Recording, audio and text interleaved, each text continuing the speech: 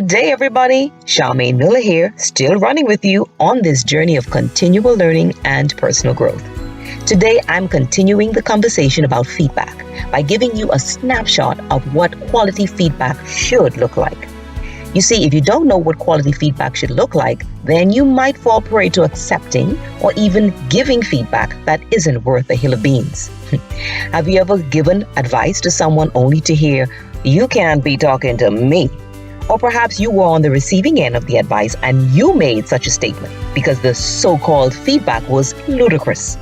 Well, in such instances, you might agree with Douglas Adams that the quality of any advice anybody has to offer has to be judged against the quality of life they actually lead. Ooh, that's deep.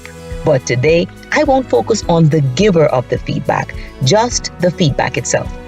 I want you to consider 4 traits that should be a part of all high-quality feedback. Today, I'm using the STAR acronym, STAR. The first trait is that all STAR quality feedback should be suggestive. This simply means that good feedback should always offer plausible alternatives. There's no sense in critiquing if you have no meaningful options that can be applied to the areas of concern being pointed out. The bottom line is that quality feedback should be supportive and aimed at improvement, and this requires offering feasible suggestions. So the next time you see a colleague, for example, diving into a lesson without activating prior knowledge, offer a few initiating activities when you give them your honest feedback. Ironically though, people who are good at giving advice find it difficult to follow their own. But don't let this be you, because it's better to suggest what you've already tried or what you're doing. The second trait of quality feedback is timely. Let's be honest. The quicker the feedback, the greater effect it has. So the feedback must be timely. Don't wait for weeks and weeks after you've observed or been made aware of something before you offer feedback. Can you imagine being scolded about not asking higher order questions in your lesson several months after you've taught it?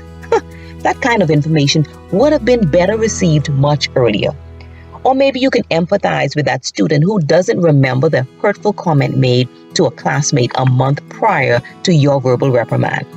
Of course, right away feedback is not always a good option, so look for a feasible time.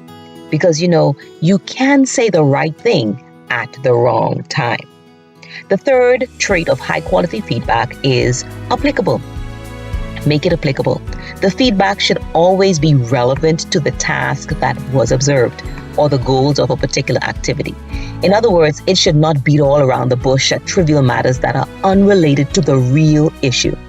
Actually, rambling on is a sure way to make the recipient of the feedback resistant to the comments being offered. In their minds, they're probably saying, "Oh boy, are they going to get to the point anytime today?" So be sure the feedback is specific. And remember to separate the person from the performance by focusing and targeting on their behavior or activity rather than the person's character. Man, have a heart and deal with the heart of the matter only. The final trait is reasonable. By reasonable, I want to implore you to make your feedback understandable to the recipients. I'll never forget when a support staff worker brought a memo that they received to me to help them interpret what was being said. I couldn't believe the technical jargon and vocabulary that the supervisor had used in his communication to the janitress. It was definitely not reasonable. So remember to speak their language to guarantee that the feedback is understood. James Nottingham admits that the quality of feedback should be judged not on what is transmitted, but on what is received and applied. So if the language used is not understandable, very little will be received or even applied. There you have it, folks. The 4 important traits that make for quality feedback. Make it S, suggestive, T, timely, A, applicable, and R, reasonable. When you do, you will have that STAR quality feedback that will turn the "you can't be talking to me" comments into "wow, your feedback really resonated with me." If you found this video helpful, please share it with a colleague or a friend and invite them to subscribe to our YouTube channel, Proactive Skill Developers, and like our Facebook page. Then join the conversation while you're there.